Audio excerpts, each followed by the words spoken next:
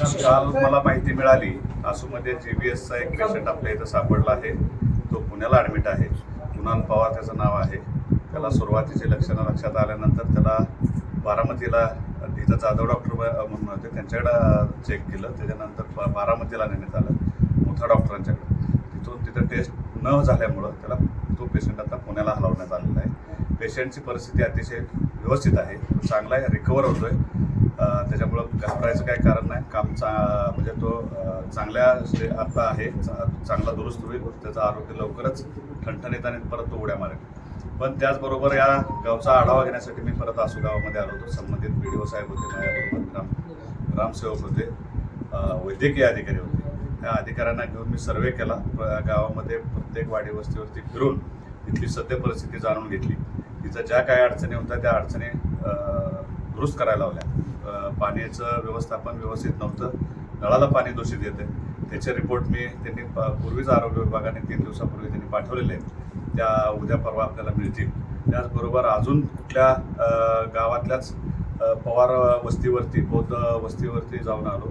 तिथं थोडंसं पाणी खराब येते असं सूचना मला संबंधित माझे ग्रामपंचायत सदस्य डॉक्टर ॲडव्होकेट पवार यांनी माझ्या निदर्शनास आणून दिली.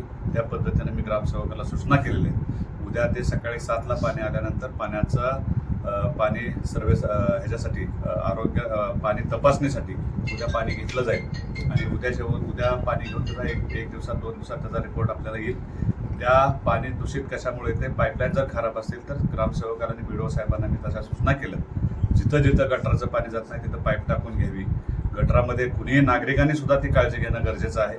नागरिकांनी स्वच्छता, आपला परिसर, आपलं घर स्वच्छ ठेवणंही तितकंच महत्त्वाचं आहे. कारण घाण जर झाली तर आपल्यालाच त्याचा त्रास होतो, आपल्यातच घरात रुग्ण तयार होतात. त्यामुळं नागरिकांनी सुद्धा सतर्क राहावं. नागरिकांनी स्वतःचं घर आणि घराचा परिसर अतिशय स्वच्छ ठेवावा. सांडपाणीचं व्यवस्थापन व्यवस्थित करावं. पाणी साठवून ठेवू नये. पाणी साठवलं तर त्याच्यावर झाकण ठेवावं, कारण त्याच्यामुळे डास, मलेरिया होण्याची शक्यता आहे. जुलाब म्हणजे सगळ्याच गोष्टी अडचणीच्या होतात.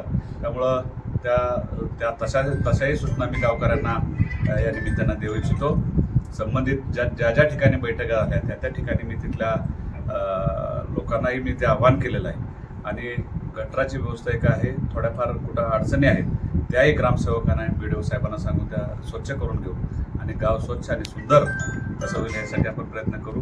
होणारे रोग इथून पुढं टळतील याची काळजी घेण्यासाठी मी तशा संबंधित अधिकाऱ्यांनाही सूचना दिल्या. तर ते काम लवकरात लवकर होऊन जाईल. नागरिकांनी घाबरून जायचं काही कारण नाही. आपण ते 2 दिवसात सगळी व्यवस्थापन आणि व्यवस्था सगळी करून घेऊ. नागरिकालाही मी आवाहन करतो की आपण आपल्या घर, परिसर, गाव स्वच्छ ठेवावं. घरापुढील उकारडे असतील तर ते उकारडे त्वरित हलवावे, स्वच्छता ठेवावी. ते जर आपण केलं तर निश्चितपणाने रोग आपल्यापासून लांब जातील, टळतील.